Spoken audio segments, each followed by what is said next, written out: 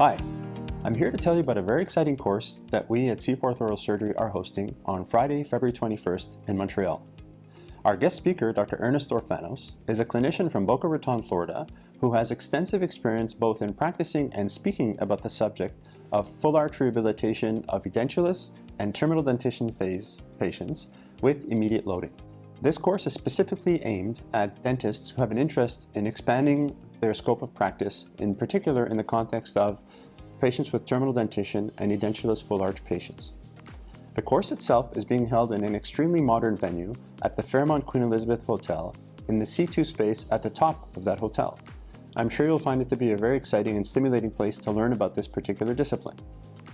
I've noticed that many of you have already registered for this course, and we're really thrilled to be able to say hello to you on February 21st. If you'd like to take the opportunity to register, you still have time to, using the link in this email or the link in the post. We really hope you'll join us on February 21st. Thank you.